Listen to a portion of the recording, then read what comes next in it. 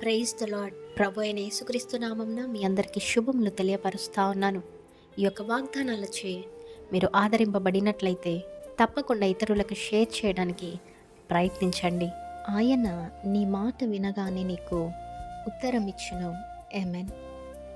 కొన్నిసార్లు దేవుడు ఆలస్యం చేస్తాడు, కానీ నిర్లక్ష్యము చేయడు అనేసి గమనించండి.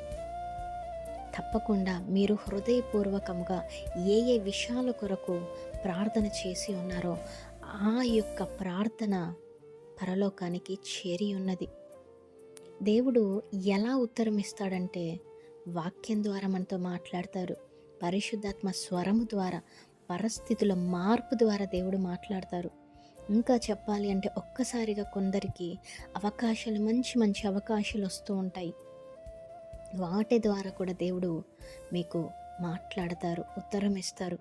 చాలామంది ప్రార్థన చేస్తారు కానీ జవాబును పొందుకోలేకపోతారు. ఎందుకు అంటే దేవుడితో ఎప్పుడు మాట్లాడుతూనే ఉంటారు, కానీ దేవుడు మాట్లాడేది మటుకు వినరు. కనుక మీరు ప్రార్థన చేయటమే కాదు, కానీ దేవుని వాక్యాన్ని కూడా ప్రతినిత్యము ధ్యానించండి. తప్పకుండా వాక్యము ద్వారా దేవుడు మీతో ఎక్కువగా మాట్లాడతాడు.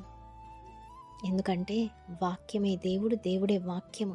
విశ్వాసుల ద్వారా మాట్లాడొచ్చు, సేవకుల ద్వారా మాట్లాడొచ్చు. గమనించండి, మీరు ప్రార్థిస్తున్నారు అంటే ఆ ప్రార్థనకు దేవుడు తప్పకుండా ఉత్తరం ఇస్తారండి.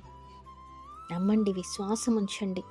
దేవుడు తప్పకుండా మీ అందరి జీవితాలలో ఏదైతే హృదయపూర్వకముగా ప్రార్థిస్తున్నారో, దేవునికి మొర పెడుతున్నారో వాటన్నిటికీ దేవుడు అతి త్వరలోనే ఉత్తరం ఇచ్చునుగాక.